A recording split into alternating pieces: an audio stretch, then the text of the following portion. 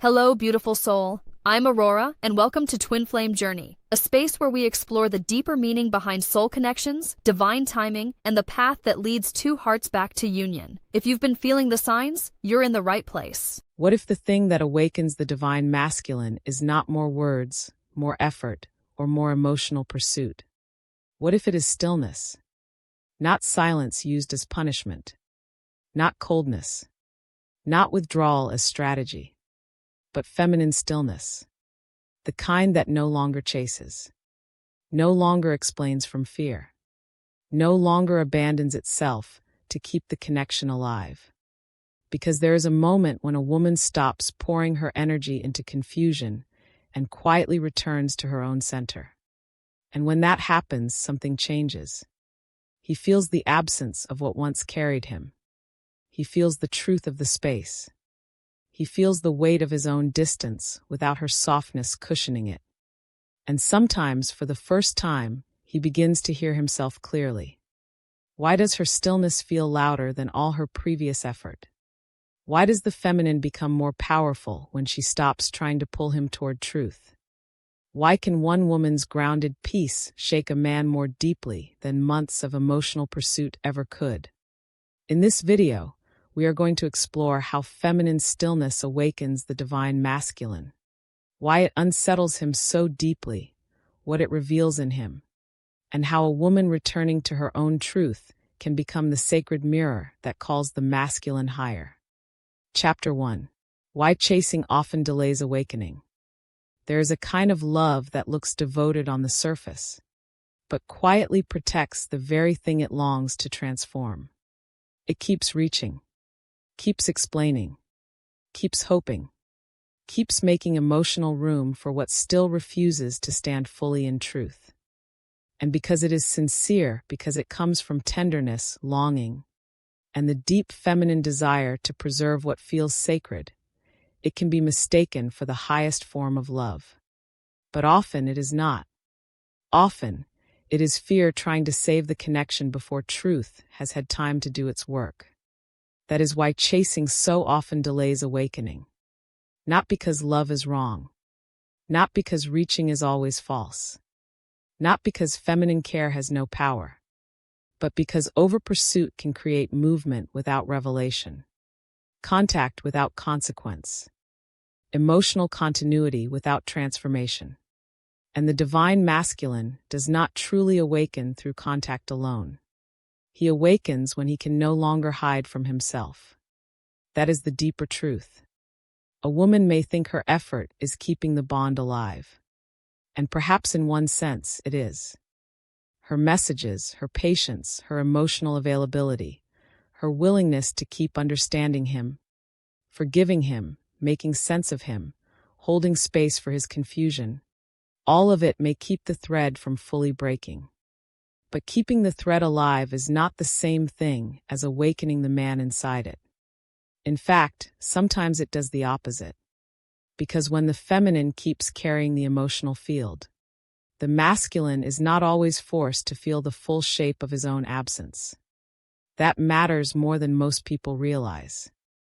A man can feel a connection very deeply and still stay asleep inside it if someone else keeps buffering him from consequence. He can miss her, think about her, feel drawn back to her, even care in real ways, yet still remain protected from the sharp mirror of who he has been. Why? Because her energy is still doing too much of the unseen work. She is still bridging the silence, still interpreting the distance, still making his inconsistency feel softer than it is, still turning emotional ambiguity into something spiritual, meaningful, complex, or temporarily understandable. This creates an invisible cushion. A cushion around his vagueness. A cushion around his delay. A cushion around his emotional self-protection. A cushion around the old masculine self that wants love, but not yet the death of the patterns that make love impossible to hold cleanly. This is why chasing can feel like devotion while functioning like protection. Not protection for her. Protection for him. Protection from the full sound of his own incompletion. And that is what delays awakening. Because awakening needs space. Space where truth can echo. Space where avoidance is no longer emotionally padded. Space where a man begins to feel what his own silence sounds like when no one is translating it into hope. That is why feminine stillness is so powerful. But before we get there, we have to understand why chasing cannot do the same work. Chasing creates noise. Not always dramatic noise. Often subtle noise. Energetic leaning. Emotional reaching. Mental fixation. The silent inner decision to keep him at the center of the emotional world, even while trying to appear calm, detached, or spiritually trusting. A woman may stop texting and still be chasing energetically, still explaining him in her mind, still revolving around his readiness, still leaving the door open with her body, her nervous system, her hope. And masculine energy feels that. He may not say it, may not even consciously know it, but he feels that the field is still warm, still open, still carrying him, still making room for the unfinished version of him. That warmth can be comforting, and comfort is not the same thing as transformation. A man who is still being comforted by her availability can continue avoiding the harder encounter. The encounter with himself, the encounter with what he has not become. The encounter with the fact that someone else's devotion may be making his own fragmentation more survivable than it should be. That is a severe truth. But it is a necessary one. Because many women believe that if they love hard enough, understand deeply enough, wait long enough, stay patient enough, then eventually the masculine will feel safe enough to rise. Sometimes love does create safety. But safety is not always what awakens him. Sometimes what awakens him is the loss of false safety. The loss of the emotional environment that let him stay divided while still feeling held. The loss of the familiar softness that made his inconsistency feel less costly. The loss of the feminine overgiving that kept the bond alive even when he was not yet bringing enough truth, enough presence, enough inner alignment to sustain it with her. That is why chasing delays awakening. Because it often prevents the moment when he must sit face to face with reality unsoftened. Reality says, "This is what your silence sounds like without her filling it. This is what your distance feels like without her interpreting it for you. This is what the connection becomes when one person stops emotionally carrying the weight of two hearts." Those truths are hard. But they are the birthplace of masculine awakening. Not her pursuit, his confrontation. And confrontation cannot fully happen while she is still energetically overfunctioning. This is not about blame. It is about dynamics.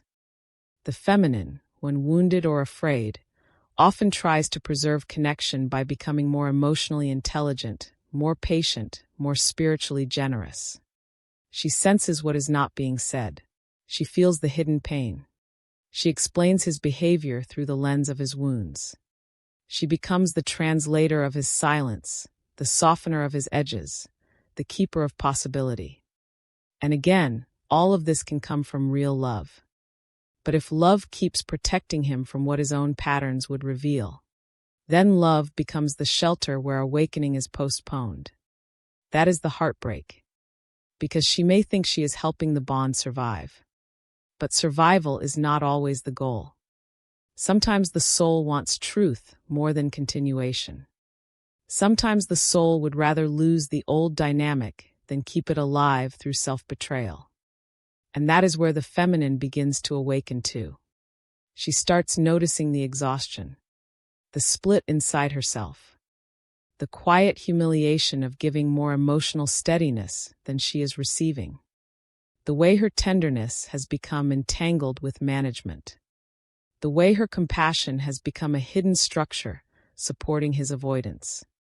This is often the first sacred crack. Not in the relationship.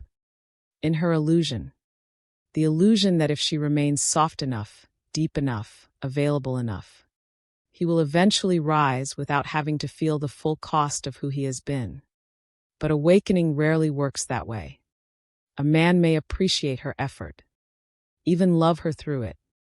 But appreciation is not awakening. Emotion is not awakening. Missing her is not awakening. Awakening begins when the old pattern stops feeding him. That is why Chapter 1 matters. Before we can talk about how feminine stillness awakens the divine masculine, we have to understand that chasing often does the opposite. It keeps the old emotional economy alive. It keeps access available. It keeps the field active with her effort. It keeps him from having to fully hear the silence. And silence, when it is clean, is often louder than all the words she ever said. Because silence no longer explains, no longer comforts, no longer negotiates. It reveals. A man may stay asleep inside months of feminine effort, then begin waking in the clean absence of it. Why? Because without her overfunctioning, his own patterns lose their shelter. His avoidance begins starving. His delay begins echoing. His own emotional reality begins to feel much more exposed. This is not punishment. It is truth with the cushioning removed. And truth with the cushioning removed has a different kind of power. It does not chase him into awakening. It leaves him alone with the mirror. That mirror may first bring discomfort, restlessness, longing, a strange feeling that something once emotionally warm is no longer available in the same way. Good, because that discomfort is often the first sign that the old pattern is losing its oxygen. Now the masculine begins to feel what her pursuit once protected him from. He begins to feel the cost of being vague, the hollowness of distance, the emptiness of access without alignment, the poverty of a bond sustained by her overgiving rather than by mutual truth. And this is where something deeper can begin. Not because she finally found the right words, because she stopped using her life force to emotionally support what was not yet honest enough to stand on its own. That is when the field changes. That is when he feels something different. That is when the old dynamic stops working the way it used to. That is when her silence, if it is rooted in truth and not performance, begins carrying more power than all her previous explanations ever did. But first, chasing had to be seen clearly for what it was. Not always devotion. Sometimes fear. Not always sacred patience. Sometimes self-abandonment. Not always love. Sometimes love mixed with the desperate wish to keep a door open before reality has done its work. And reality must do its work. Because without reality, there is no awakening. Only repetition. The same pain. The same waiting. The same half-return. The same emotional loops that feel intense, but leave both people unchanged at the deepest level. That is why chasing often delays awakening. It delays the collapse of illusion. It delays the silence that tells the truth. It delays the moment when the masculine can no longer keep using feminine energy as a soft place to remain emotionally unfinished. And once that delay ends, once the feminine stops protecting him from himself in that subtle way, the possibility of something real finally begins. Not comfort, not immediate reunion. Truth. And truth is where every real awakening starts. Chapter 2. What feminine stillness really is. One of the greatest misunderstandings about feminine stillness is that people confuse it with absence, coldness, or withdrawal. They think stillness means she stopped caring, stopped loving, stopped feeling, stopped hoping. But true feminine stillness is none of those things. It is not emotional punishment, not silence used as a weapon, not distance performed to provoke guilt, fear, or return. It is something far more sacred than that. It is a woman coming back into right relationship with herself. That is what feminine stillness really is. Not the death of feeling, the end of self-abandonment, not numbness, alignment, not becoming hard, becoming whole. This distinction matters because many women, in the name of letting go, are actually still performing from pain. They go silent, but inwardly they are still reaching. They stop texting, but mentally they are still orbiting him. They say they are surrendering, but their body is still full of tension, waiting, interpretation, and quiet emotional bargaining with reality. That is not stillness. That is frozen pursuit. And the divine masculine can feel the difference. He can feel when her silence is still leaning toward him in fear. He can feel when her distance is still full of unspoken expectation. He can feel when her peace is actually pain wearing spiritual language. But he can also feel something else, something much rarer. He can feel when the feminine has truly returned to herself. That kind of stillness carries a completely different quality. It is not trying to send a message. It is not trying to create an effect. It is not trying to force a lesson, a reaction, or a return. It simply is. Grounded. Clear. Uncollapsed. No longer emotionally available to distortion, even while still capable of love. This is what makes feminine stillness so powerful. It is not a tactic. It is a state of inner truth. A woman in feminine stillness is no longer asking the connection to define her emotional center. She is no longer building her peace around his readiness, his messages, his silence, his confusion, or his timing. She may still feel deeply, yes. She may still love, still grieve, still care. But her energy is no longer leaving home. That is the key. Her energy is no longer leaving home. For a long time, many women in painful dynamics live with their energy extended outward. Their attention, their nervous system, their emotional field remain turned toward him. Even when there is no contact, there is still inward movement, still waiting, still scanning, still making meaning, still holding the bond together through invisible effort. Then something shifts. She gets tired, or clear, or honest enough to stop pretending this is peace. And slowly, sometimes painfully, she begins to gather herself back. Back from the wondering. Back from the constant interpretation. Back from the need to emotionally carry what has not been mutually built. Back from the fantasy that her softness must keep making room for what keeps refusing to stand in truth. This gathering is the beginning of stillness. It is not passive. It is profoundly active. Because it takes enormous inner strength for a woman to stop reaching where she is used to reaching. It takes enormous self-respect to stop translating silence into hope. It takes enormous devotion to truth to stop making her body the place where unfinished masculine energy gets to rest indefinitely. This is why feminine stillness is not weakness. It is containment. Not rigid containment. Sacred containment. She becomes the woman who can feel without flooding the field. Love without self-erasure. Hold sorrow without turning sorrow into pursuit. Remain open in heart while no longer being energetically available to what dishonors her center. That is stillness. And stillness changes everything because it removes distortion from the field. Before, the connection may have been full of emotional static. Her fear, his avoidance.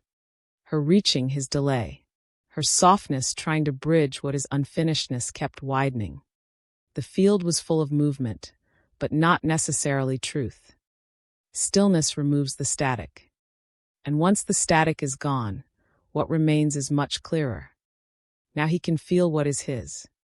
Now she can feel what is hers. Now the bond is no longer being held together by her nervous system's refusal to let it die before truth has spoken. That is why feminine stillness is louder than people think. Not loud in the dramatic sense. Loud in the spiritual sense. Because it has stopped lying. It no longer says, I will keep carrying this until you are ready.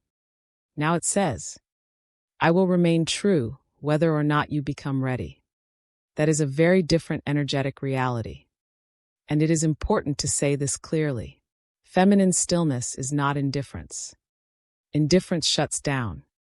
Stillness stays open without reaching. Indifference becomes numb. Stillness becomes clear. Indifference says, I feel nothing. Stillness says, I feel, but I no longer betray myself because I feel. That is the holiness of it. A woman in stillness is not absent from herself. She is more present than before. She is more in her body, more in her own life, more in her own dignity, more honest about what she cannot keep doing without losing her own alignment. This is why the still feminine becomes such a potent mirror to the masculine, because he is no longer interacting with a woman who is reacting from fear. He is now standing before a woman whose energy is rooted in self-honoring truth. That can feel disorienting to him. Why? Because reactive energy is easier to navigate. It gives him something to respond to, explain, soften, avoid, or delay inside. Stillness gives him no such shelter. Now he feels the difference without being told. He feels the loss of the old emotional cushioning. He feels that her silence is no longer asking, no longer leaning, no longer making emotional room for confusion in the same way. That is when the old masculine starts becoming uncomfortable. Not because stillness is cruel, because stillness is clean. And clean feminine energy forces a different encounter. An encounter not with her wounds, but with his own patterns. Not with her effort, but with the absence of it. Not with emotional noise, but with the quiet that reveals exactly what was being fed before. This is why feminine stillness is so often mistaken for distance by those who do not understand it. They see her stop overfunctioning and think she has become colder. They see her stop explaining and think she has become detached. They see her stop chasing and think she has stopped loving. But what has actually happened is far more profound. She has stopped converting love into labor. That is the real shift. She is no longer turning her softness into endless accommodation. No longer mistaking emotional endurance for sacred devotion. No longer using her intuition to justify staying in spaces that repeatedly require self-abandonment. This does not make her less feminine. It makes her feminine in a more mature way. Because the deepest feminine is not merely receptive. It is discerning. It knows when openness becomes leakage. When patience becomes depletion. When compassion becomes complicity with distortion. And once it knows that, it returns to center. That return is stillness.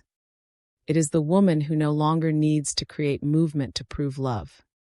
Who no longer needs his response to validate her worth. Who no longer needs the bond to remain active in order for her to remain whole. This is what makes her energy so different now. Before, her field may have said, I am still emotionally available to the old pattern. Now it says, I am no longer negotiating with my own truth. That message can be felt far more deeply than any boundary speech. Because stillness carries certainty. Not certainty about the future. Certainty about the self. She knows where she stands now. Even if her heart still aches. Even if she still remembers. Even if she still loves. And masculine energy feels that certainty as the end of emotional loopholes. The loopholes are gone. The old ways of staying half awake inside her softness no longer work the same way. The field is no longer padded by her fear. Now there is truth. And truth has gravity. That gravity is what awakens. Not by force. By presence. This is why feminine stillness is so misunderstood and so powerful at the same time. It does not do very much on the surface. But inwardly, it changes the entire structure of the dynamic. Because the feminine has finally stopped asking, how do I keep love alive? And started asking, how do I stay true while loving? That question is transformative. It restores the center, restores the body, restores the spirit, restores the boundary between real devotion and self-betrayal. And once that center is restored, the masculine can no longer keep interacting with the old version of her. Now he is meeting a woman who is not reaching for make, but standing in truth. That is feminine stillness. And that is why it can awaken the divine masculine more deeply than all the pursuit in the world. Because pursuit speaks to his comfort. Stillness speaks to his conscience. And conscience is where real awakening begins. Chapter 3. The moment she stops energetically carrying the bond. There is a point in every imbalanced connection where the bond is no longer being sustained by truth. It is being sustained by energy. Her energy. Her hope. Her interpretation. Her patience. Her inner reaching. Her willingness to keep emotionally investing in what he is still too divided to fully hold. And because this labor is mostly invisible, almost no one names it for what it is. They call it love, devotion, compassion, holding space, trusting the process. Sometimes it is touched by those things. But often underneath, something else is happening. She is carrying the bond. That is the part that changes when feminine stillness begins. Not always through a dramatic decision. Sometimes through exhaustion. Sometimes through clarity. Sometimes through the holy pain of realizing that love has slowly become self-abandonment, and that what she once called patience has become a quiet refusal to leave the old dynamic even after truth has spoken. Then one day something in her stops. Not loving. Not caring. Not feeling. Carrying. And that is the moment the entire energetic structure begins to change. Because while she was carrying the bond, the masculine could remain partially buffered from the full reality of himself inside it. He could still feel, still miss her, still care in his own way. But her energy kept the field warm enough, soft enough, open enough that he did not always have to confront the deeper truth of what his vagueness, delay, or emotional self-protection were creating. Her energy was translating the silence. Her energy was preserving continuity. Her energy was making the connection emotionally survivable even when mutual truth was not yet fully present. That is what it means to carry the bond. She becomes the invisible architecture. The one who keeps the emotional bridge from collapsing. The one who feels for both people. The one who keeps finding meaning in pauses, possibility in distance, depth in fragments. The one who keeps the field alive with her nervous system, her longing, her devotion, even while telling herself she is simply holding space. Then she stops, and that stop is seismic. Because once she stops energetically carrying the bond, the masculine no longer feels the same soft continuity around him. He no longer feels the same psychic bridge. He no longer feels that her body is keeping emotional room open in the old way. Even if nothing has been said directly, something becomes undeniably different. Her silence feels different. Her presence feels different.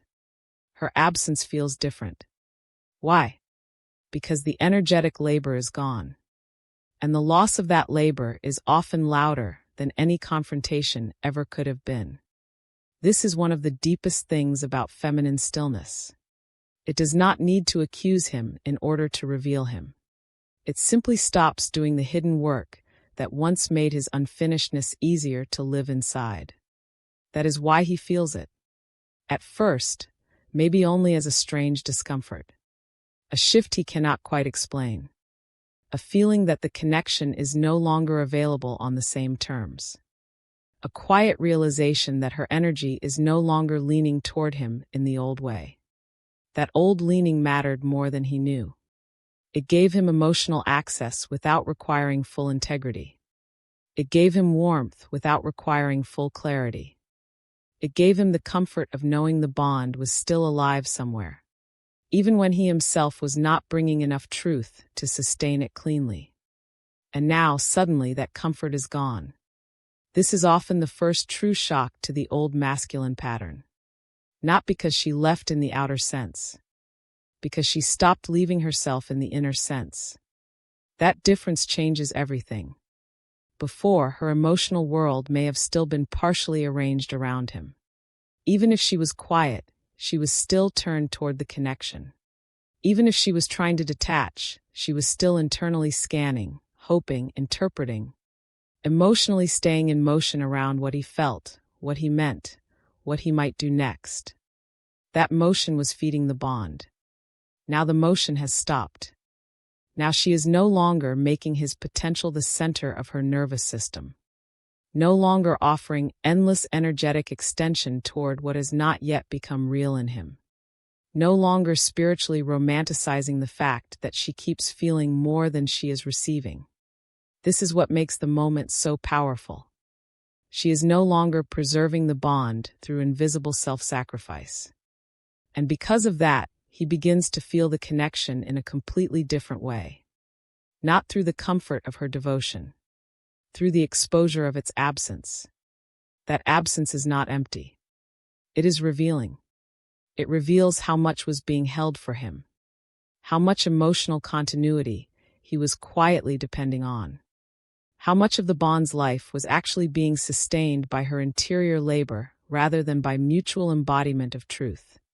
That can be devastating to realize, because now he is not only missing her warmth, he is feeling the structure she once provided, the structure of being emotionally carried, the structure of being able to stay unfinished while still feeling connected, the structure of knowing, at some level, that her heart was still doing work behind the scenes.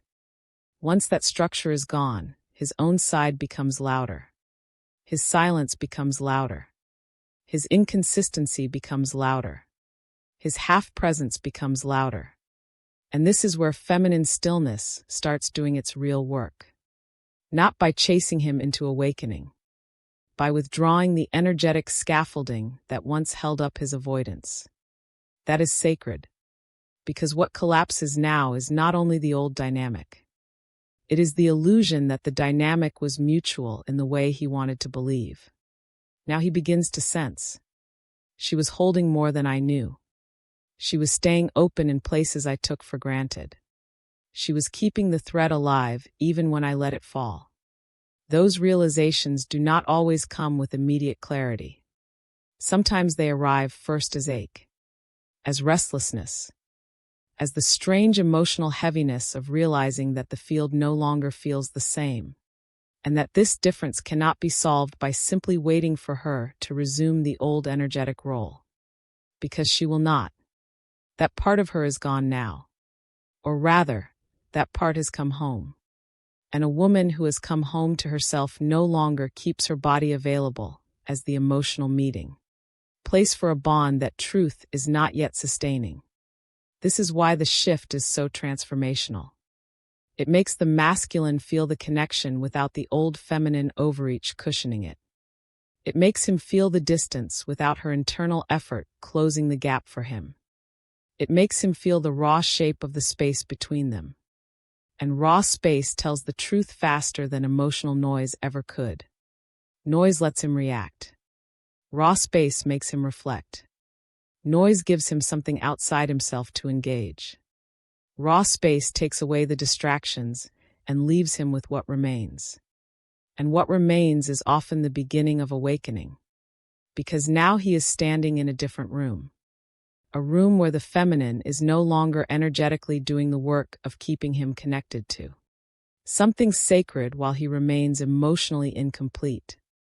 A room where he can no longer receive the old softness without bringing more truth of his own. A room where the bond is no longer being spiritually subsidized by her fear of letting it die.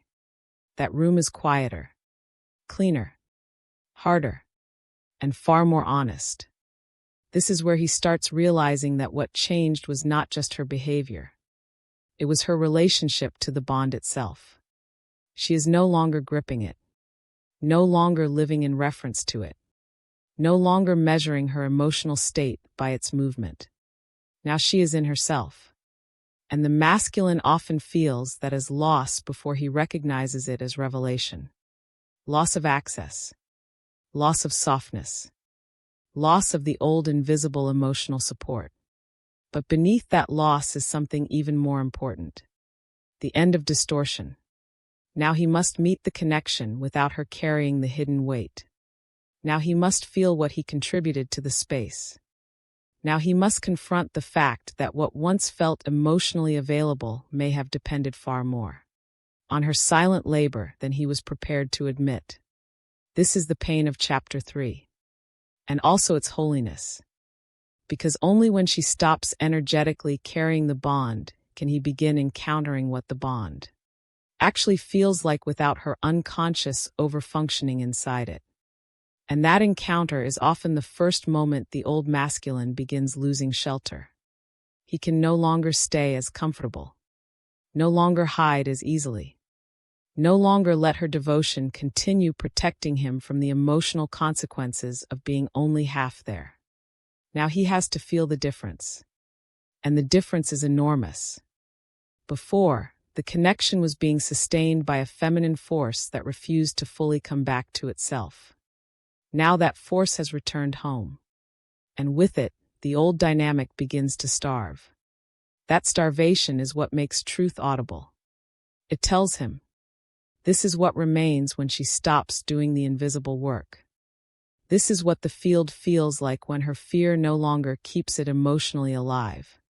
This is who you are in the space once she stops carrying your unfinishedness. Those are painful revelations. But they are clean. And clean truth is one of the only things powerful enough to awaken the masculine where emotional pursuit failed. That is why this moment matters so much. The moment she stops energetically carrying the bond is the moment he begins standing in the connection without the old feminine cushioning. And for the first time, what he feels is not just her love. It is reality. Chapter 4.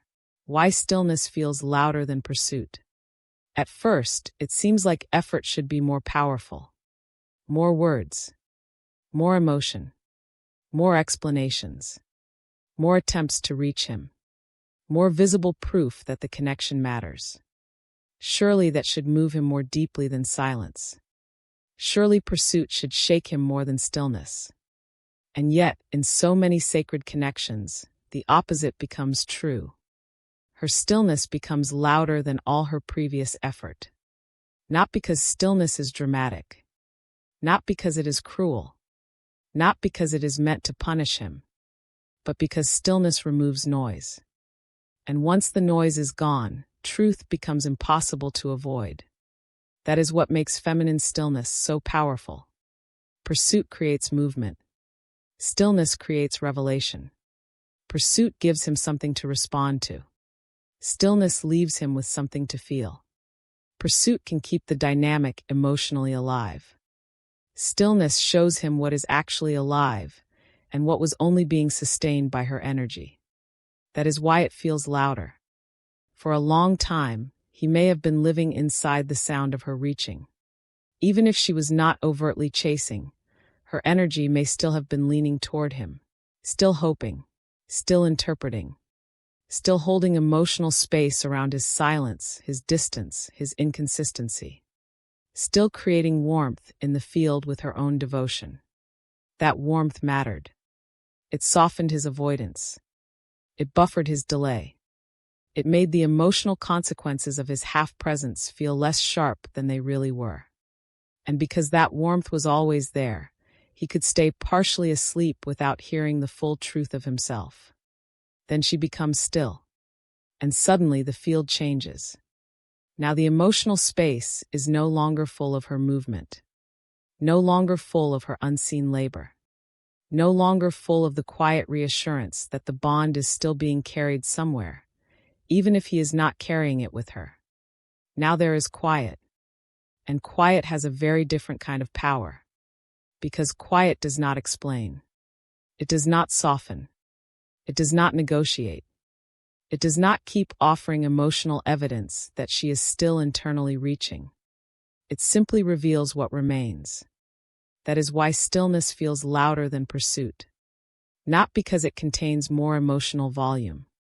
Because it contains more truth. a man can often survive pursuit.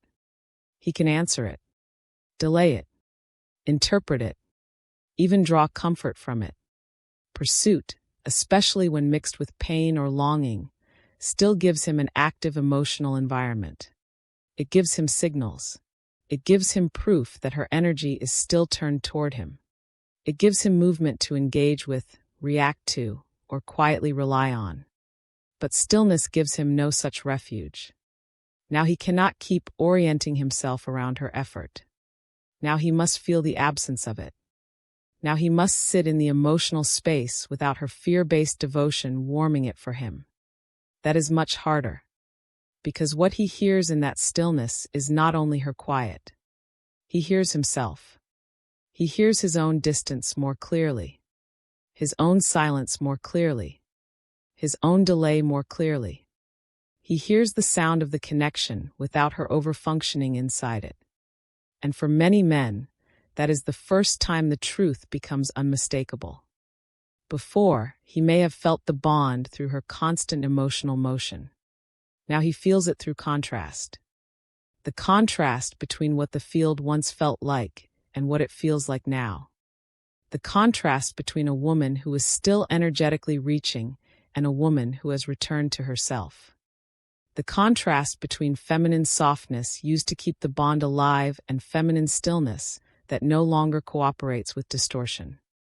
That contrast is what makes her quiet so loud. It says without words, I am no longer emotionally carrying this for both of us. I am no longer turning my nervous system into the bridge.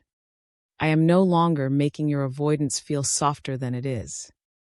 That message lands more deeply than pursuit ever could. Why? Because pursuit can be mistaken for need. Stillness feels like truth, and truth has gravity. A woman in pursuit may still be read through the old masculine lens. He may tell himself she is emotional, attached, waiting, trying, still available. Even if he feels touched by it, he can often keep the experience inside familiar categories. But a woman in stillness is harder to categorize. She is not begging, not collapsing, not proving, not withdrawing theatrically. She is simply no longer leaking herself into the old pattern. That is unnerving to the unfinished masculine, because now he has no emotional noise to hide inside, no signal to respond to casually, no softness to take for granted, no invisible continuation of the dynamic through her constant inner attention. Now he is left with stillness, and stillness is clean. Clean enough that his old excuses begin sounding hollow. Clean enough that the emotional poverty of his half-presence becomes harder to romanticize. Clean enough that he begins feeling not only what he misses, but what her old energy once gave him without his fully understanding it. This is why stillness often feels more powerful than pursuit. Because pursuit keeps energy circulating. Stillness makes energy settle. And when energy settles, what is real sinks to the bottom. The longing sinks there. The regret sinks there. The awareness of what he once leaned on sinks there. The painful realization that her old emotional availability was doing more work than he admitted sinks there too. In stillness, he can no longer keep reacting around the truth. He has to stand near it. That standing can feel almost unbearable at first. Because many men do not fear feminine emotion as much as they fear feminine clarity. Emotion still gives them somewhere to move. Clarity leaves them with nowhere to hide. And stillness is a form of clarity. It is the feminine no longer generating extra emotional movement to keep the old arrangement alive. It is the woman no longer converting love into labor. It is her body no longer serving as the place where unfinished masculine energy gets held indefinitely. That kind of clarity is loud to the soul. Not because she is doing more. Because she has stopped doing what was never hers to carry. And once she stops, he begins feeling the weight of what her effort once concealed. He may feel restlessness, emptiness, a strange ache. a growing awareness that something he once unconsciously depended on is no longer there. That is the hidden sound of stillness. It is not emptiness in the dead sense. It is emptiness in the revealing sense, the kind that lets him notice how much of the bond's softness came from her, how much emotional cushioning her energy provided, how often he relied on her devotion to keep things feeling alive while he remained ambiguous, how much of his comfort came from knowing she was still there internally, even when he was not truly showing up. Now that internal availability is gone, or rather, it has come back to her. And that return to herself is what makes the stillness so loud. Because when a woman's energy comes home, the masculine can no longer unconsciously live off what was leaving her. That is severe and holy. Severe because it strips away the comforting distortions. Holy because it finally lets him feel what is actually his own silence, his own distance, his own longing, his own responsibility. This is why feminine stillness is not passive. It is not the absence of power. It is power without performance. A quieter power. A cleaner power. A power rooted not in trying to create an outcome, but in no longer participating in what violates her own center. And that power changes the entire relational atmosphere. Before, the atmosphere may have been full of her emotional movement. Now it is full of space. Space for him to hear himself. Space for the old dynamic to reveal its imbalance. Space for his own conscience to begin waking up where comfort once kept it sleepy. That is why stillness is louder than pursuit. Because pursuit speaks to the surface. Stillness speaks to the core. Pursuit may stir his emotions. Stillness often reaches his conscience. Pursuit may make him feel wanted. Stillness makes him feel the truth of what has been lost, withdrawn, or no longer energetically provided. And truth, when finally heard without distortion, changes a man more deeply than being wanted ever could. This is where the chapter becomes most important. If feminine stillness feels louder to him, it is not because she is manipulating the space. It is because she has stopped filling the space with fear. That absence of fear changes everything. Now there is no emotional smoke in the room. No over-explaining. No inward chasing. No nervous system effort trying to make love survive before truth has ripened. Now there is only what is. And what is often much sharper than what was. That sharpness wakes him up. It wakes him to what her energy once supplied. To what his own patterns were costing. To how much of the old dynamic depended on her continued willingness to carry emotional weight that never belonged only to her. This is why her stillness may haunt him more than her pursuit ever did. Not because stillness is meant to haunt.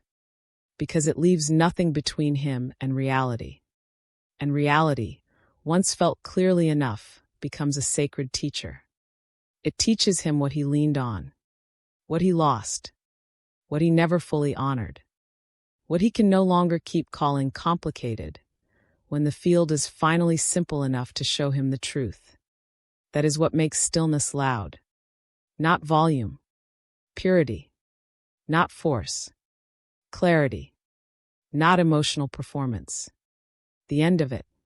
And once the feminine stops feeding the old noise, the masculine begins, often for the first time, to hear the one thing he had been avoiding all along. His own soul in the silence. Chapter 5. He starts feeling the loss of the old dynamic. At first, he may not call it loss. He may call it distance. A shift. A strange change in the energy. A quiet sense that something is no longer moving the way it used to. But underneath all of those words, what he is really feeling is the loss of the old dynamic. And that loss is far more important than it seems. Because the old dynamic was not just the connection. It was the emotional arrangement. An arrangement where her energy kept reaching, softening, translating, hoping, carrying. an arrangement where his unfinishedness could still exist inside a field warmed by her devotion. An arrangement where ambiguity had somewhere to live because she kept making room for it. That arrangement may have felt painful at times, yes, but it was also familiar. And familiarity can become its own form of comfort, even when it is not healthy. That is why, when the feminine shifts into stillness, he begins feeling something deeper than the absence of her pursuit. He begins feeling the disappearance of an entire emotional environment. Before, he may have sensed that no matter how delayed he was, no matter how unclear, no matter how inconsistent, something in her was still turned toward him, still emotionally available, still interpreting the silence with love, still keeping the bond alive somewhere in the invisible field. That mattered. It mattered more than he understood.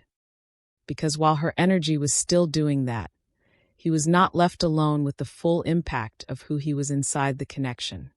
He could still miss her, want her, care about her, think about her. But he was not yet fully confronted by the emotional poverty of his own half-presence. Her energy softened that confrontation. Then she stops. Not necessarily loving, not necessarily feeling, but stopping the unconscious labor, stopping the reaching, stopping the overtranslation, stopping the emotional bridge building that once made the old dynamic survivable. And now, for the first time, he begins feeling what the connection is like without her carrying so much of it for both of them. That is where the loss begins sounding different. He may notice that her silence has changed. It no longer feels like waiting. It no longer feels like hidden tenderness wrapped around pain. It no longer feels like a feminine heart staying emotionally turned toward him while pretending to let go. Now it feels still, grounded, closed to distortion, not to love. That difference can shake him. Because now he is no longer feeling the old current that once ran quietly beneath everything. The current of her inner movement toward him. The current of her fear, hope, softness, and devotion that kept the emotional field alive even in silence. That current is gone now. And without it, he begins encountering emptiness in places where he used to feel continuity. This is what many men do not expect. They assume they will only feel the loss of her when she fully disappears. But often, what they feel first is the loss of her old energy. The loss of how she used to hold the dynamic. The loss of how she used to make emotional space for what he did not bring. The loss of how her overgiving kept his own lack from sounding as loud as it truly was. Now his sigh becomes audible. His silence becomes audible. His indecision becomes audible. His delay becomes audible. His inability to fully meet what he felt becomes audible. And that is deeply uncomfortable.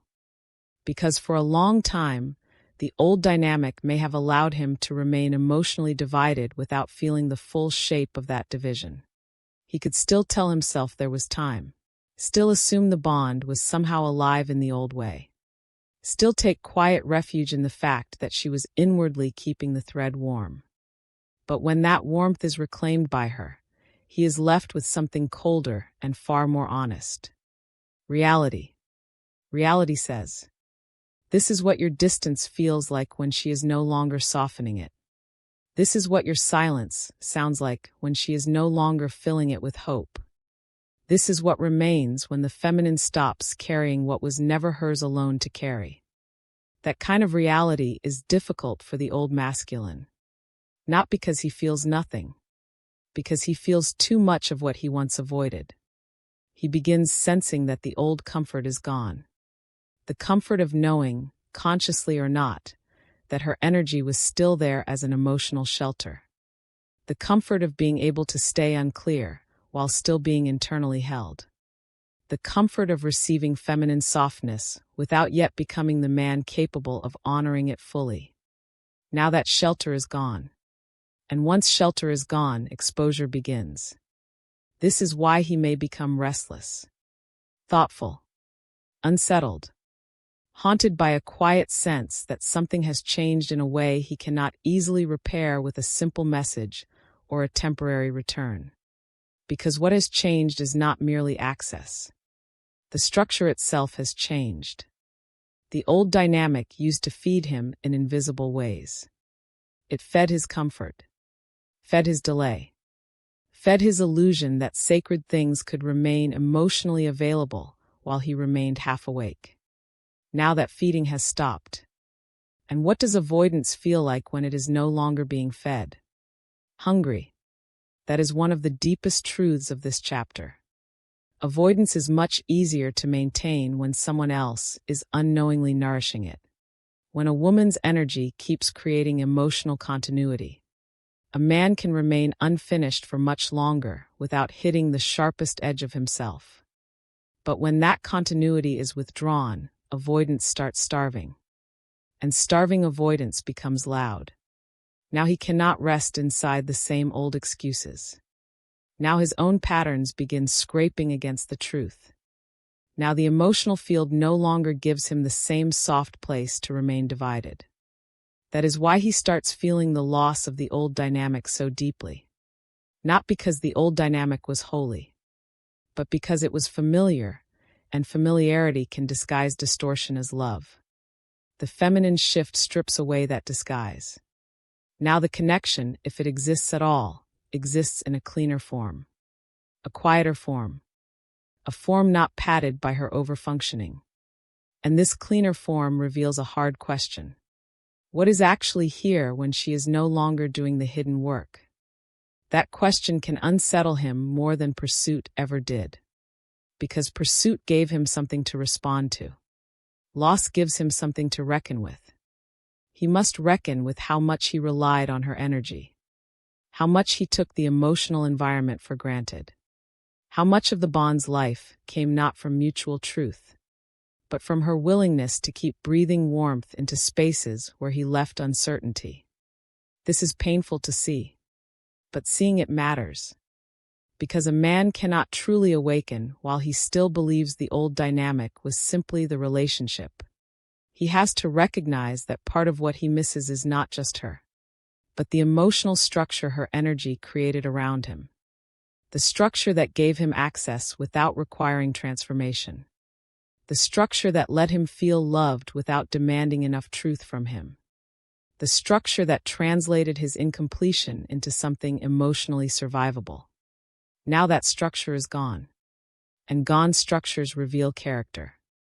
What kind of man is he without her overgiving cushioning the field? What kind of masculinity remains when feminine devotion stops absorbing the emotional impact of his avoidance? What does he hear in the silence when there is no longer a hidden current of her fear keeping the bond alive? These are sacred questions. Because now he is not only missing her. He is meeting himself. Meeting what remains when the old dynamic can no longer protect him from the sound of his own unfinishedness. That meeting often begins in grief. Not always visible grief. Sometimes it looks like confusion, moodiness, inwardness, or a strange emotional heaviness that he cannot fully explain. But underneath, grief is there. Grief for what is no longer emotionally available in the same way. Grief for the old arrangement that once made things feel safer. Grief, if he is honest enough, for the version of her that kept making room for him while he was not yet ready to fully stand in truth. That grief can become transformative. Because grief is often the first clean emotion that gets past masculine defense once the old dynamic collapses. It softens pride. It quiets excuses. It makes memory more honest. It begins asking not just, why is she different? But, what did her old energy do for me that I never fully understood? That is where awakening begins to deepen. A man who has started asking that question is no longer merely reacting to her stillness. He is beginning to understand the invisible emotional architecture that once held him. He is beginning to see the difference between being loved and being carried.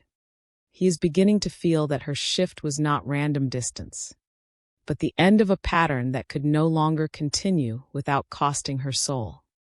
And if he feels that deeply enough, he changes.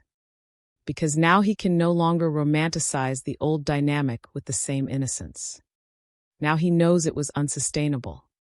Now he knows her overgiving was not infinite love, but a form of emotional labor that truth eventually called back home. Now he knows that what he is mourning is not just the loss of contact, but the loss of a field that once made his incompletion feel less severe than it was. That realization is humbling, and humility is the beginning of changed masculine return. This is why Chapter 5 matters so much. He starts feeling the loss of the old dynamic because feminine stillness has removed the emotional scaffolding that once kept him from fully encountering himself. What he feels now is not just distance. It is the absence of the invisible support she used to provide, the absence of the old warmth, the absence of the energetic permission to remain the same. And in that absence, truth begins echoing. Not loudly, not all at once, but clearly enough that the man who listens can no longer confuse comfort with love or her overfunctioning with destiny. Now he feels the loss. And if he lets that loss teach him, it becomes more than pain. It becomes the beginning of awakening. Chapter 6. Stillness forces him to face himself. There is a point where feminine stillness stops feeling like silence and starts feeling like a mirror. That is when the deeper work begins.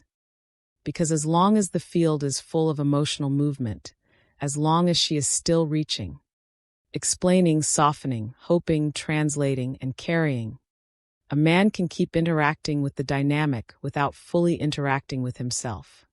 He can react to her energy, respond to her words, feel her longing, even feel comfort inside the bond.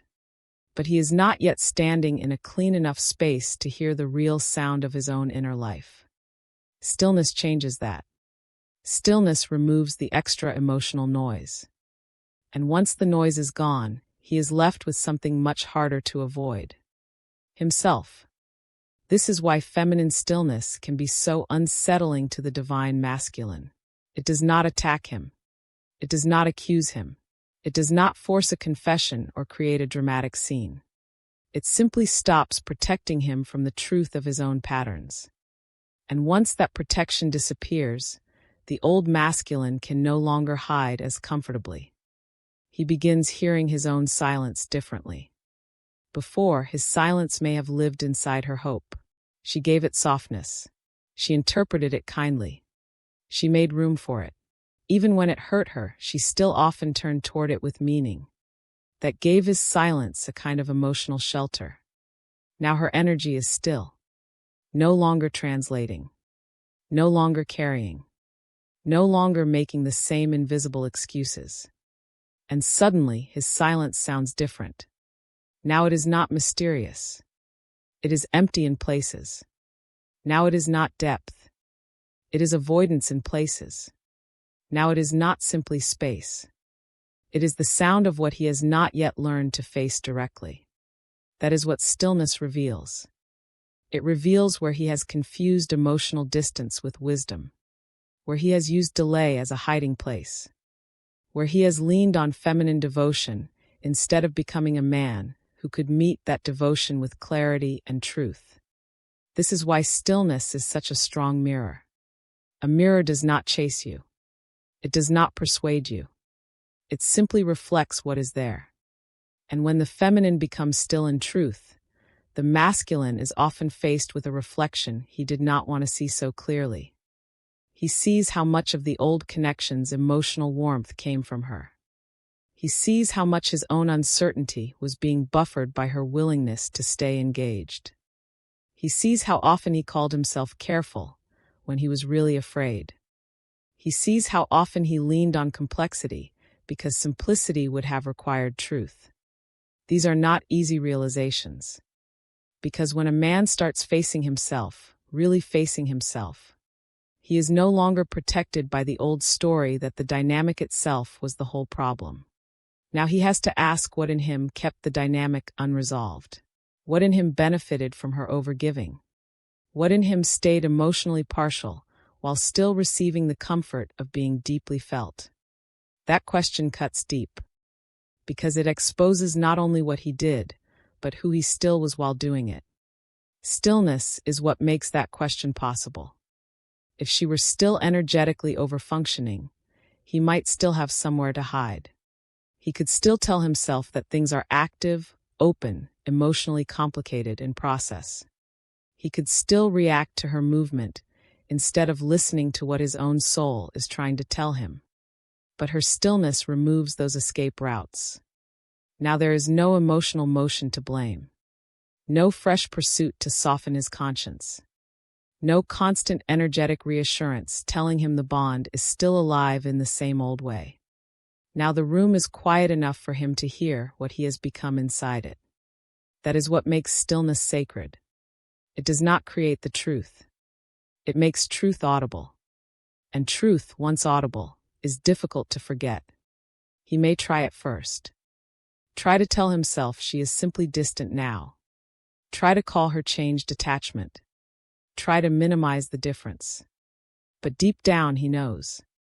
Her energy is no longer feeding the old arrangement. And because of that, his patterns feel exposed in a way they never did before. This often creates discomfort. Not always noble discomfort. Sometimes irritation. Sometimes confusion. Sometimes a strange restlessness he cannot explain. Why?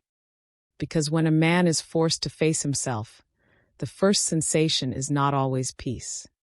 Sometimes it is the grief of losing distortion. Distortion made life easier. Distortion made avoidance feel softer. Distortion made delay feel survivable. Distortion made emotional half-presence feel less severe than it really was. Stillness takes distortion away. Now he sees the shape of things more cleanly. And clean seeing is not always comfortable. He begins noticing how often he waited instead of spoke. How often he leaned on ambiguity instead of truth. How often he benefited from a feminine heart doing unseen work to keep the emotional bridge intact. How often he let the connection remain sacred in feeling while remaining incomplete in action. These recognitions change a man. Not immediately, perhaps. Not perfectly. But they disturb the old self. Because the old self wants complexity. Complexity gives it somewhere to hide. Stillness simplifies. And simplification is dangerous to the false masculine. The false masculine says, I am just cautious. I just need time. I am protecting my peace. This is complicated. The dynamic was intense. The timing was hard. Stillness asks, and underneath all that, who were you? That question is sharper than most men are used to. Because now he is no longer only assessing the relationship. He is assessing the man inside the relationship. Was he honest? Was he present? Was he able to hold what was being offered? Was he mature enough to receive softness without depending on it to carry what he would not face? Those are awakening questions. And feminine stillness is often what makes them unavoidable. Because once she is no longer feeding the old pattern, the pattern begins starving. And starving patterns become visible. They lose their beauty, their poetry, their emotional camouflage. Avoidance looks like avoidance. Delay looks like delay. Half-presence looks like half-presence. And when those things are seen clearly enough, something in him begins to crack. Not because he is being shamed, because the soul is tired of being protected from truth. That is the deeper reason stillness forces him to face himself. His soul has fewer distractions now. It can no longer keep hiding behind her movement. It can no longer live off the warmth of her overavailability. It can no longer pretend that the bond exists in the same way if the feminine is no longer holding it together through devotion alone. Now he has to meet the connection without being fed by her fear. And that meeting is sobering. He begins realizing that what he misses is not only her love. He misses the emotional shelter her love once provided. He misses how her energy made it possible for him to stay inwardly unfinished without losing access immediately. He misses the field where he could still be divided and yet still be deeply held. Now that field is gone, and what remains is truth. Truth about how he loved. Truth about how he avoided. Truth about how much of his masculinity has still been organized around staying one step removed from full emotional responsibility. This can feel severe, but severity is not cruelty. Sometimes severity is grace without distortion. The feminine in stillness becomes exactly that. Grace without distortion. And grace without distortion does not comfort the false self. It calls it out of hiding. That is why the divine masculine may feel both drawn and disturbed by feminine stillness. Part of him recognizes the truth in it. Part of him fears what that truth is exposing. He may want to come closer. He may also feel the urge to retreat. Because facing himself is not a small thing. To face himself means admitting, I relied on what I did not fully honor. I stayed vague where truth was needed. I let feminine energy hold emotional weight that I was not yet carrying with clean hands. I used silence as shelter. I called fear complexity. Those admissions do not wound masculinity. They purify it. But purification is rarely comfortable at first. That is why stillness often feels harder than pursuit. Pursuit engages his ego. Stillness engages his conscience. And conscience is what changes him. Because once conscience awakens, he can no longer enjoy the old distortions with the same innocence. He may still hesitate, still delay, still struggle, but the pattern no longer feels clean. Now it feels costly. Now it feels spiritually expensive. Now it feels like a betrayal not only of her, but of the deeper man trying to emerge inside him. This is where the return, if it comes, begins changing in quality. Because a man who has been forced to face himself does not come back in the same innocence. He comes back, if he comes back truly, with more awareness of what he was, more humility about what her energy once held, more reverence for what he can no longer approach casually. That is why this chapter matters. Stillness forces him to face himself because it ends the old emotional buffering. It leaves him in a clearer room, a quieter room, a room where he can no longer keep calling distortion love and avoidance wisdom. A room where the only thing left between him and awakening is his willingness to admit what the mirror is showing him. And once he does, once he stops fighting that mirror, something in him begins to change for real. Not because she convinced him, because stillness finally let him hear the truth. Chapter 7. Why the divine masculine may pull back before he awakens. This is the part that hurts the most and confuses almost everyone. She becomes still. She comes back to herself. The field grows quieter, cleaner, truer. And instead of immediately rising toward that truth, he may pull back. He may go silent, become harder to read, feel more distant, not less, seem more conflicted right at the moment when something deeper is clearly happening. Why? Because stillness does not only reveal truth, it removes shelter. And when shelter disappears, the first reaction of the unfinished masculine is not always awakening. Sometimes it is retreat. That does not mean the stillness failed. It means the stillness worked. Because what feminine stillness exposes is not only the bond. It exposes the man he still is inside the bond. His fear. His delay. His emotional self-protection. His dependence on old dynamics that allowed him to feel without fully changing. And when those things rise into the light too quickly, the old self often panics. That is why the divine masculine may pull back before he awakens. Not because he feels nothing, because he feels too much too clearly. For a long time, he may have known how to exist inside emotional movement. If she was still reaching, still hoping, still carrying the invisible thread, then he could remain in a familiar rhythm. Even if the rhythm was painful, it was known. It gave him somewhere to stand, somewhere to react from, somewhere to hide inside complexity. Then she becomes still. Now the noise is gone. The explanations are gone. The emotional cushioning is gone. And suddenly, he is left with a much more direct encounter. An encounter with the space, with the silence, with the mirror, with the truth that her energy is no longer protecting him from the sound of himself. That can feel unbearable at first, because the old masculine self was built to survive through distance, control, and subtle emotional management. It knows how to remain composed while things stay somewhat blurred. It knows how to function while someone else is still helping carry the emotional reality of the bond. But it does not know how to remain calm when the field becomes clean. Clean fields are dangerous to false identities. In a clean field, he can no longer easily tell himself the same stories. That she is too much. That the dynamic is too chaotic. That the timing is the whole problem. That her emotional energy is what made everything so hard. Now she is still, grounded, no longer chasing. So what remains? He remains.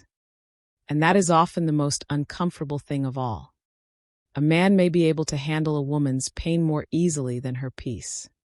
He may know what to do with longing, with pursuit, with emotional intensity. But a woman who has become quiet in truth confronts him differently. She gives him less to react to, and more to feel. That is what creates the pullback. Because now he is not only facing her shift, he is facing what her shift has exposed in him.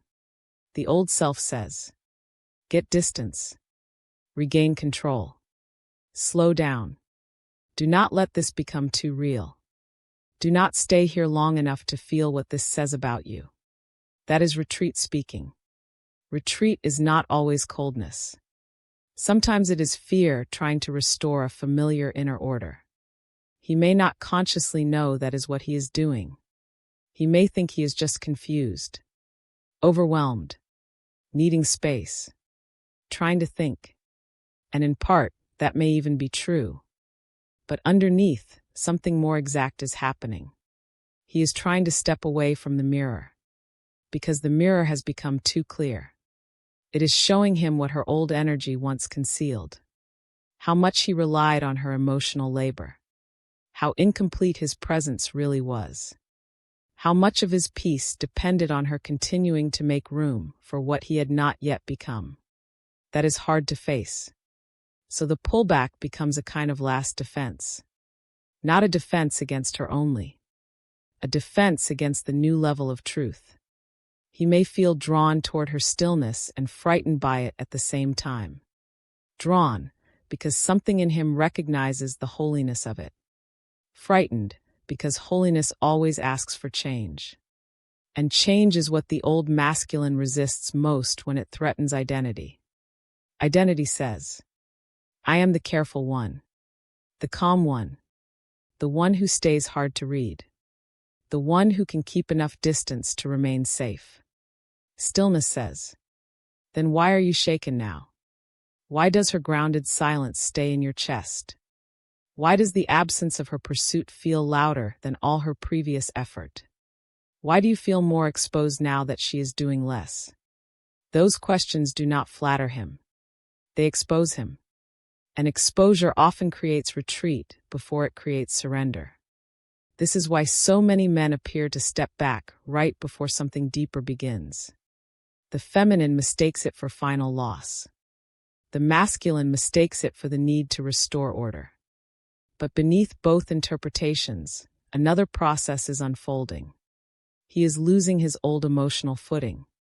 The dynamic he knew how to navigate is gone. The woman he once interacted with through distortion is gone. The old version of the bond that survived through her overgiving is gone. Now he is in a quieter room. And in that room, his own soul gets louder. That can create a strange kind of inner panic. Not dramatic panic. Sacred panic. the panic of realizing that what once felt manageable is no longer manageable in the same way. That he can no longer keep receiving the emotional meaning of the connection while avoiding the personal transformation it requires. That her peace has become more confronting than her pain ever was. This is why he may seem more distant right when he is actually being affected more deeply than before. Because the old masculine often withdraws at the threshold of self-confrontation. He withdraws when he feels that the next step will require more than emotion, more than attraction, more than vague sincerity. It will require truth. And truth is expensive. It costs him the old image, the old excuses, the old emotional arrangement, the old comfort of being able to remain divided while still being loved. So yes, he may pull back. But the meaning of that pullback depends on what happens inside it. If he uses distance only to harden again, then he is still protecting the old self. If he uses distance to reflect, to feel, to sit with what her stillness revealed, then the pullback becomes part of awakening. That distinction matters. Because not every retreat is the same. Some retreats are avoidance. Some are thresholds. The difference is whether he lets the silence teach him. Will he listen to what feels so uncomfortable? Will he admit why her stillness disturbed him? Will he tell the truth about the fact that what frightened him was not her absence alone, but the version of himself that could no longer hide within it? That is where awakening begins. Not when he never pulls back, but when he stops lying about why he did. That honesty changes everything. Because once he can admit, her stillness exposed me. Her peace left me with myself. I was no longer able to blame the noise. I pulled back because truth became too clear. Then the old masculine starts losing power. Now the retreat no longer protects him in the same way. Now it becomes evidence. Evidence that he was reached. Evidence that the stillness mattered. Evidence that what rose in him was not indifference, but fear of transformation. And fear of transformation is often the final gate before awakening. He may stand at that gate for a while. Many do. He may oscillate between longing and distance, between reflection and defense, between wanting the truth and wanting the old comfort back. But if the feminine stillness was real enough, clean enough, rooted enough in truth, then something in him will keep hearing it. Not her voice, her field. The field that no longer chases him into illusion. The field that no longer helps him stay asleep. The field that says, without a word, you must now face what you are in the presence of something sacred. That field changes a man, even if the first stage looks like retreat. Because retreat can no longer save him once he has seen what it is hiding. Distance can no longer feel entirely peaceful once he has felt how much of it is fear. Silence can no longer feel entirely noble once he has heard the truth inside it. This is the hidden grace of the pullback. It reveals the exact place where the old masculine is breaking, and what breaks can be rebuilt. So if he pulls back before he awakens, it does not always mean the stillness failed. Sometimes it means the stillness went deep enough to make the old self tremble. And trembling is often the first honest sign that the false structure is losing its hold. That is why Chapter 7 matters. Because the divine masculine may pull back before he awakens, not because the feminine stillness meant nothing, but because it meant too much too clearly for the old self to survive it comfortably. The stillness removed his shelter. The mirror remained. The truth got louder. And once that happens, awakening is no longer a distant idea. It is already at the door. Chapter 8. What begins changing inside him? At first, it may look like nothing is changing. He may still move through the world the same way. Still keep his routines. Still wear the same composure. Still say little. Still appear controlled, thoughtful, perhaps even unchanged to anyone watching from the outside. But inside, something has already started moving. This is the hidden power of feminine stillness. It does not always create immediate outward movement. It begins inward rewiring.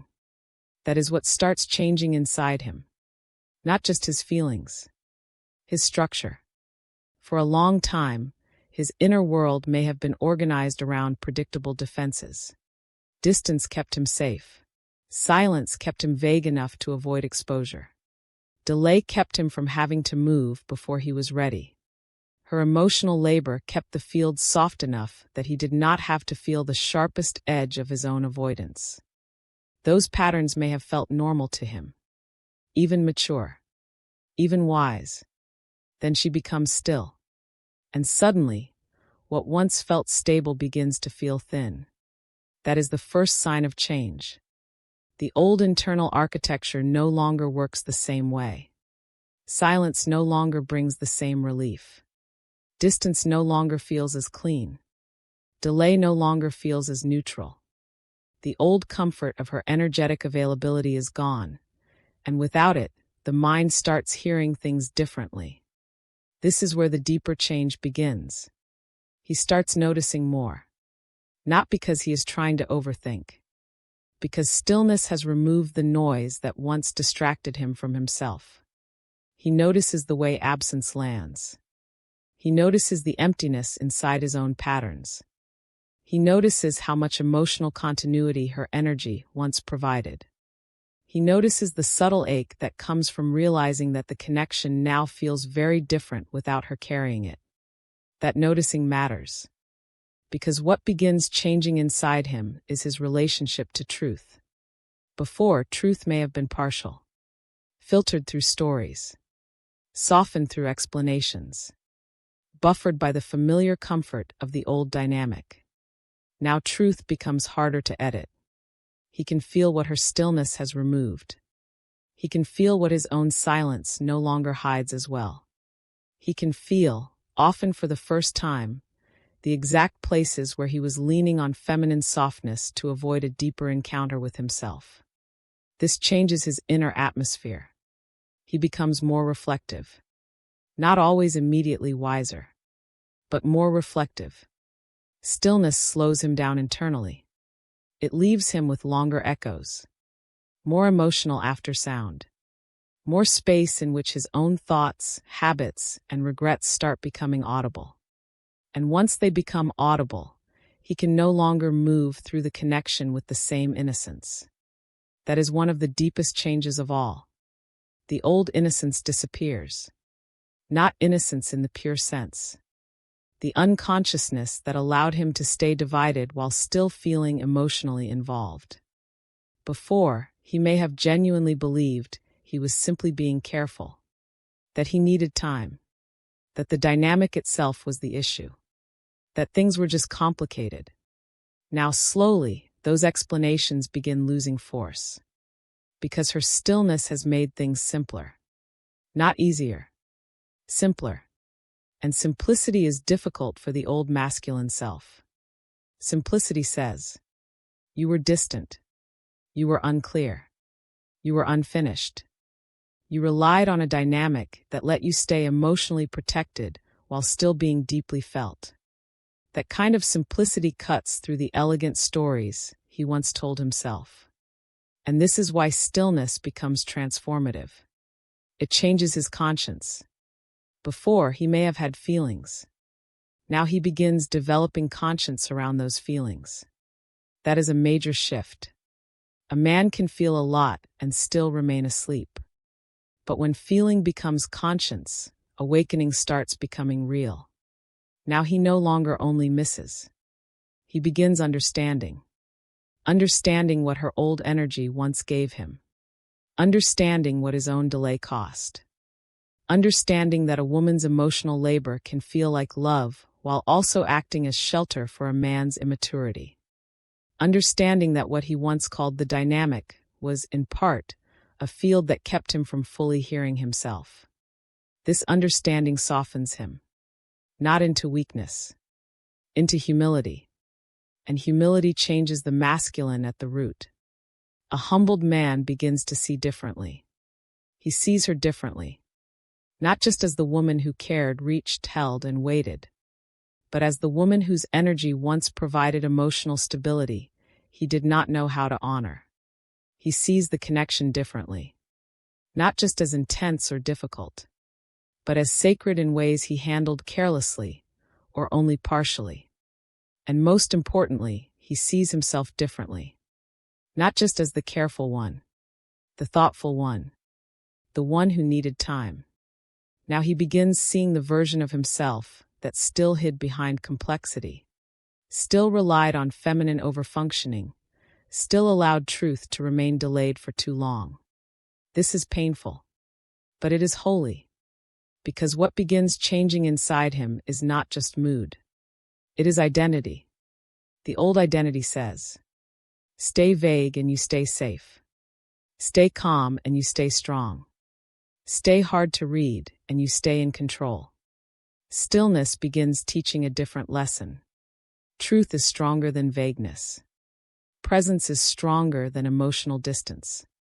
Clean accountability is stronger than elegant avoidance. That lesson takes time. It does not arrive all at once. He may still resist, still wobble, still feel the old reflex to withdraw when truth becomes too bright. But even that wobble has changed now. Because before, withdrawal may have felt clean. Now it begins to feel costly.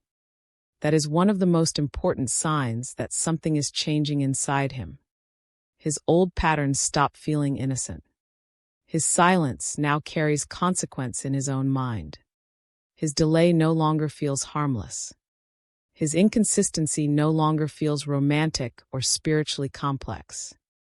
It begins feeling spiritually expensive. And when a pattern starts feeling expensive to the soul, change is near. This is also where longing begins to deepen into something more serious. Before, he may have longed for her presence. Now he begins longing for who he might have been if he had met her truthfully. That is a different kind of ache. Not just, I miss her, but I see more clearly now who I was while I still had access to her softness. I see what I leaned on. I see what I did not bring. I see how much of the bond was being sustained by something I never fully named. That ache can mature a man, because it moves him from emotional hunger into moral reflection. Now the connection is not just about what he felt. It is about what his way of being created. That is a huge inner change. He begins asking better questions. Not, why did she change? But, what did her shift reveal in me? Not, why does this feel so different now? But, what was her old energy carrying that I now have to face on my own? Not, why am I still affected? But, what kind of man am I becoming through this confrontation? These are awakening questions. And once they begin rising in him, the old masculine identity starts losing its grip. Because the old identity was built on reaction. This new inner movement is built on reflection.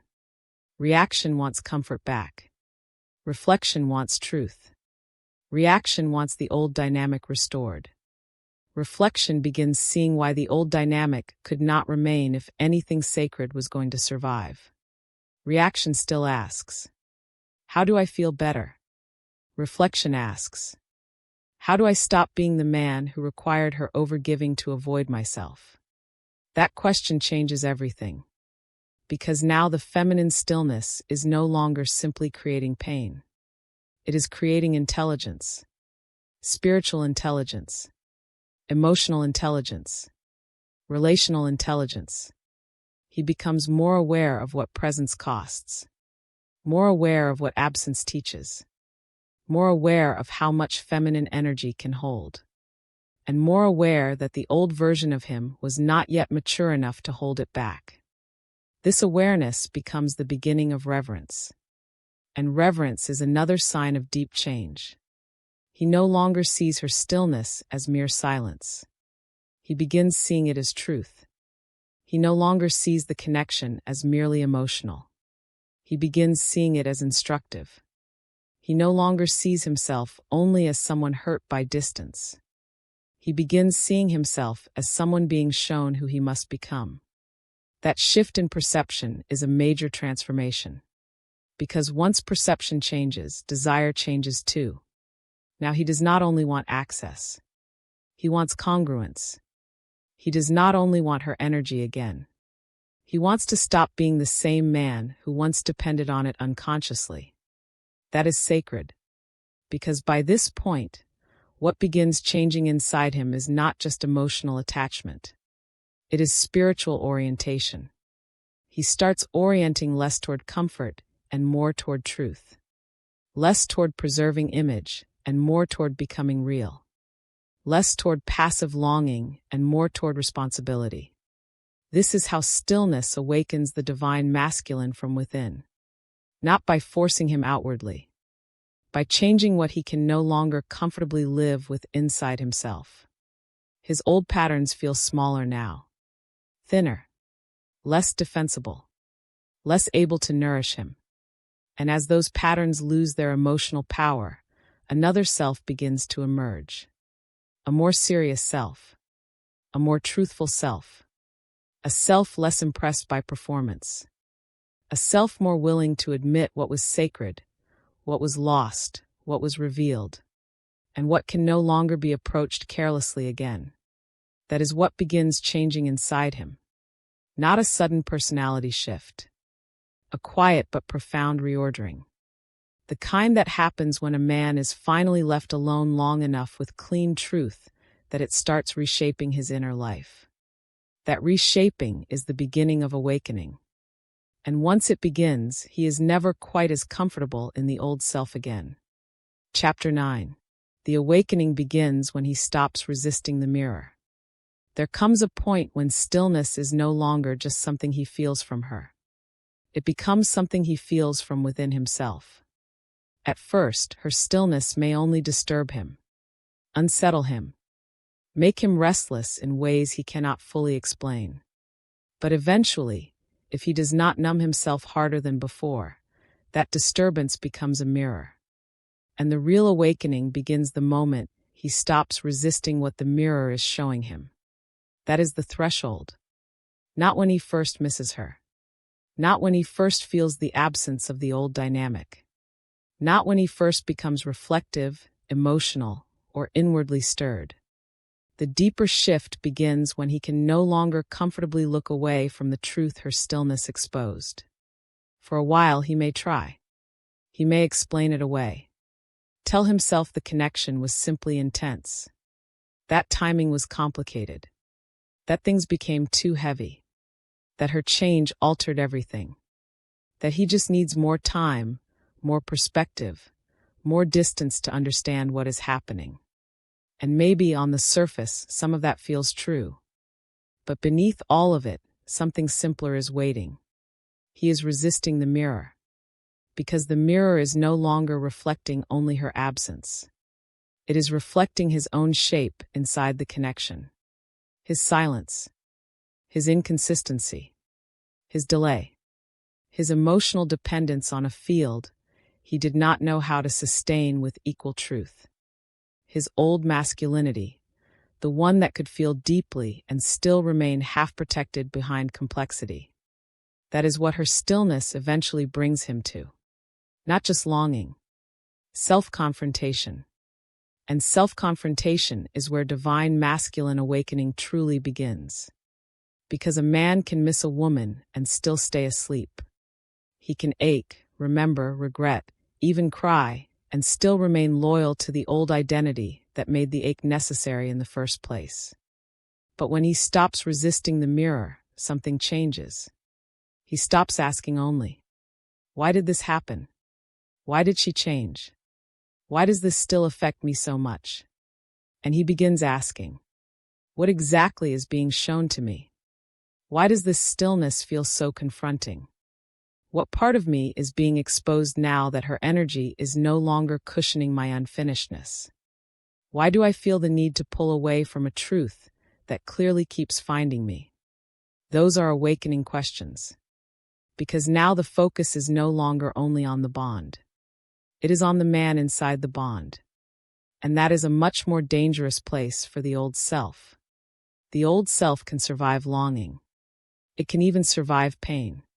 What it struggles to survive is clean truth. Clean truth says, you were more protected than present. You were more dependent on her emotional labor than you realized. You used delay to avoid the deeper demand of truth. You were loved in ways you did not yet know how to honor. These truths are not dramatic. They are devastating precisely because they are simple. And simplicity leaves the old masculine with nowhere to hide. That is why resistance lasts as long as it does. Resistance is not always obvious denial. Sometimes it looks like overthinking. Sometimes it looks like endless analysis. Sometimes it looks like spiritualizing what should be admitted plainly. Sometimes it looks like missing her while still refusing to face the self that could not meet her fully when she was still open. But resistance has a limit. Eventually, stillness does its work. Not by attacking him, by staying clear. Clear enough that his own old explanations start losing power.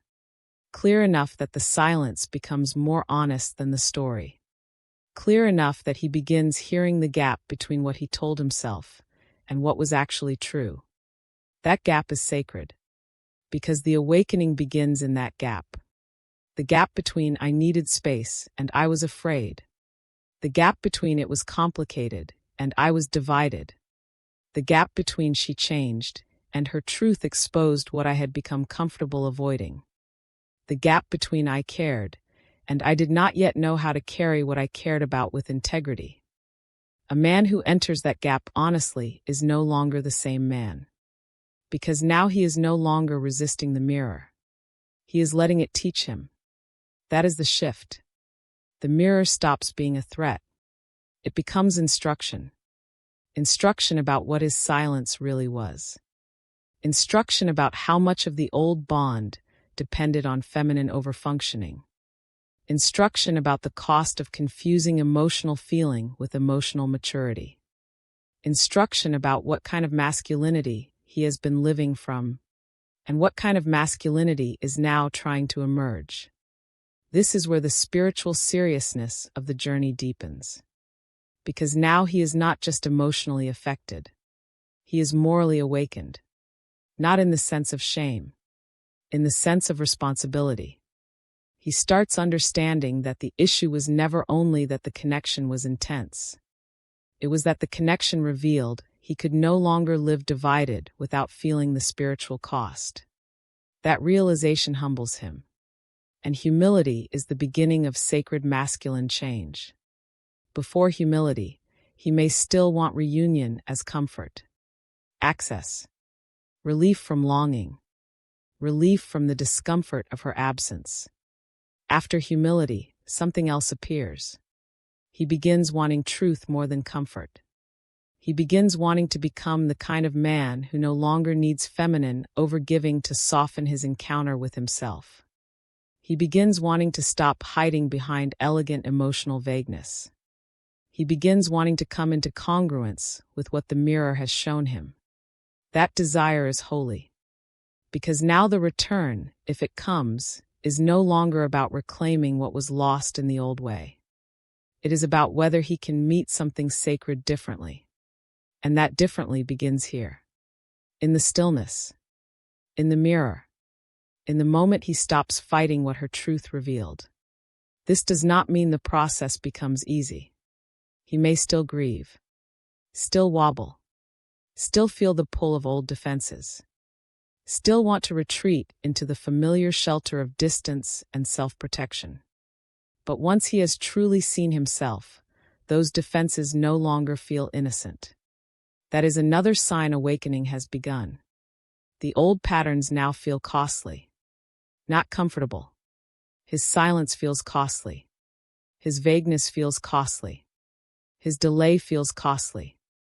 Even his nostalgia begins to feel insufficient if it is not matched by deeper honesty. Why? Because the mirror has already shown him too much. He has seen that her stillness was not rejection in the shallow sense. It was revelation.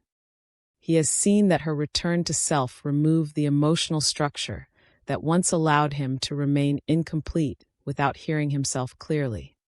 He has seen that what he misses is not only her energy, but the truth that her energy once made him able to postpone. And once a man sees that, he has a choice. He can resist harder, numb more, tell a prettier story, return to old habits with more sophistication but the same avoidance. Or he can surrender. Not surrender to her in a romanticized sense. Surrender to truth. Surrender to the fact that he cannot become the man he is meant to be while still protecting the exact patterns that her stillness exposed. Surrender to the fact that real masculinity is not emotional invulnerability, but the willingness to face oneself without distortion. Surrender to the fact that love is not only something he feels. It is something that asks him to become more honest than the old self wanted to be. That is where the awakening begins. Not in the longing alone. In the surrender to what longing is revealing. This is why feminine stillness can change him so deeply. Because it does not beg him into growth. It waits in truth long enough that he must either run from himself completely or begin facing himself for real. And if he faces himself, even tremblingly, the old masculine begins to lose authority. The one built on distance. The one built on managing impression. The one built on taking refuge in complexity rather than living in clarity. The one built on receiving the gifts of feminine depth without yet becoming a man disciplined enough to meet them cleanly. In its place, something truer begins to form. A man who wants congruence. A man who begins hearing conscience more clearly than comfort. A man who no longer wants to be emotionally carried where he has not earned the right to stand. A man who understands that her stillness was not there to wound him, but to end the distortion. And that is why Chapter 9 is so important. Because this is the point where the journey stops being about her shift alone and becomes about his response to it. Will he keep resisting the mirror? Or will he finally let the mirror become the doorway? If he lets it become the doorway, then the awakening has already started. Not loudly, not perfectly, but unmistakably. He is no longer only missing her. He is meeting himself. And the divine masculine is always born there. In the moment a man stops resisting what truth has shown him, and chooses, perhaps for the first time, to become someone worthy of the love he once received only through her overgiving. That is the beginning. The mirror stayed. The stillness spoke. And at last he listened. Chapter 10. Her stillness was never rejection, it was revelation. In the end, the deepest truth is not that her stillness pushed him away. It is that her stillness stopped protecting him from himself. That is why it matters. That is why it feels so powerful. That is why, when it is real, it can awaken the divine masculine more deeply than all the pursuit in the world. Because feminine stillness was never meant to be a trick. Never meant to be punishment. Never meant to be a cold performance designed to provoke guilt, panic, or return. It was revelation. A revelation of what had been happening in the old dynamic. A revelation of how much emotional labor she had been carrying. A revelation of how much her overreaching softened the sound of his unfinishedness. A revelation of how often her love became the shelter where his avoidance stayed comfortable. And once she stopped doing that, everything changed. Not because she stopped loving, because she stopped abandoning herself in the name of love. That is the sacred line. A woman can care deeply and still refuse to keep using her body, her nervous system, and her life force as the place where confusion gets endlessly housed. A woman can remain soft and still stop leaking herself into a bond that is no longer living in truth. A woman can stay open in heart while no longer being energetically available to distortion. That is stillness. And stillness, when it is rooted in truth, becomes one of the clearest mirrors the masculine can ever face. Why?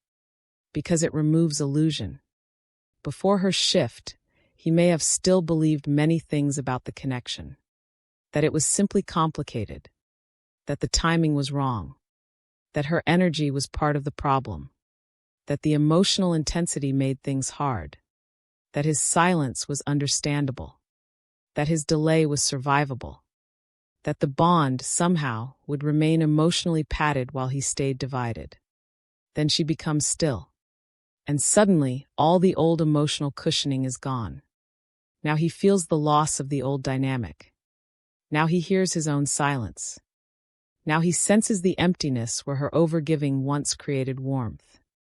Now he can no longer blame the field in the same way, because the field has become cleaner than before. That is when revelation begins becoming unavoidable. Her stillness says, without words, I am no longer translating your avoidance into hope. I am no longer making your distance softer than it is. I am no longer turning my love into labor just to keep the bond emotionally alive. I am no longer leaving myself in order to stay near what is not yet standing in truth. That message is not cruel. It is holy, because holiness does not always comfort the false self. Sometimes it exposes it. And this is what the divine masculine ultimately meets in feminine stillness. Not rejection in the shallow sense. Not abandonment. Not emotional punishment. He meets a woman whose energy is no longer bending around distortion. That can feel severe. But severity is not the same as cruelty. Sometimes severity is grace with the lies removed. That is what her stillness becomes. Grace without self-betrayal. Love without overfunctioning. Presence without pursuit. Silence without hidden reaching. And when he feels that, really feels it, one of two things happens. He hardens further into denial. Or he begins to awaken. If he awakens, it is because her stillness made truth louder than comfort. He begins understanding that what he once leaned on was not just her love, but the emotional environment her love created. He begins understanding that her overavailability made his own incompletion easier to survive. He begins understanding that the old dynamic did not only hold connection, it also held illusion. And now that illusion is gone. That is painful. But it is necessary. Because no man can truly awaken while still being endlessly protected from the consequences of who he is inside sacred connection. At some point, reality must become louder than the stories. At some point, the old pattern must stop feeding him. At some point, someone has to stop making emotional room for what keeps asking her to betray herself. When the feminine finally does that, she does not destroy love. She purifies it. She stops asking love to survive through self-abandonment. She stops confusing devotion with depletion. She stops making her inner life the place where masculine unfinishedness gets to remain comfortable forever. That is the deeper beauty of the shift. It is not about making him come back. It is about coming back to herself. And when a woman truly comes back to herself, something sacred happens. The connection is no longer being sustained by fear. The field is no longer being kept warm by her unconscious overreaching.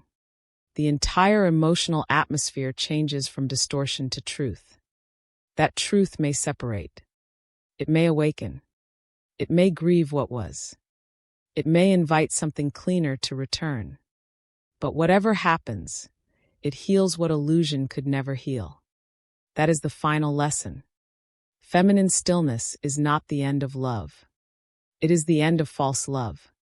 The kind of love that demands self-erasure. The kind of love that keeps one person carrying the emotional field for two. The kind of love that rewards masculine ambiguity by making it spiritually comfortable. Stillness ends that. And in ending that, it creates the only real chance for something new. Not repetition. Not temporary re-entry. Not contact without transformation. Something truer. A man who no longer wants only access. A man who wants congruence. A man who begins to understand that if he comes back at all, he cannot come back as the same unconscious self who once relied on her softness while refusing to fully meet it with truth. That is what makes her stillness revelation. It shows him what he was inside the old dynamic. It shows him what she was carrying. It shows him what love became when fear was doing too much of the work. And by showing him these things, it gives him the possibility of becoming different.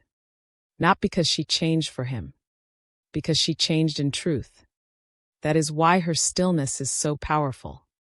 Not because it is a strategy, because it is reality. Reality says, I will not keep betraying my center to preserve connection. I will not keep making room for confusion in my body. I will not keep confusing longing with alignment. I will not keep carrying what truth says is no longer mine to hold. That reality is what awakens. Because masculine energy can often survive emotional intensity. It can survive pursuit. It can survive longing. What it struggles to survive is a feminine truth, so clean that the old excuses can no longer live inside it. And if he cannot survive it as the old self, then perhaps that is the point. The old self was never the destination. The deeper man is. The man with more humility, more conscience, more reverence, more honesty. The man who no longer mistakes feminine softness for endless emotional availability. The man who no longer asks sacred connection to bend around fear forever. The man who can finally meet love as a place of truth, not just comfort. That is the man her stillness can awaken. And that is why her stillness was never rejection. It was revelation. So let this be the final reminder. Your stillness is not coldness when it comes from truth. Your silence is not punishment when it comes from self-respect. Your return to yourself is not the death of love. It is the purification of it. Because the most powerful feminine energy is not the energy that chases the masculine into movement. It is the energy that becomes so rooted in truth that the masculine can no longer hide from himself inside it. That is sacred. That is healing. That is awakening. And if his soul is ready, your stillness will not end the story. It will reveal what kind of story was ever truly possible. Comment her stillness changed him, if this message spoke to you. Tell me which part of feminine stillness you believe awakens the divine masculine most deeply. And share this video with someone who needs this message today. Subscribe for more content on divine masculine awakening, feminine embodiment, sacred intimacy, and conscious love. Thank you for spending this moment with me. If this message resonated with your soul, remember to subscribe and continue this journey with us here on Twin Flame Journey. And always remember, what is meant for your soul will always find its way back to you. Until next time, beautiful soul, trust the journey.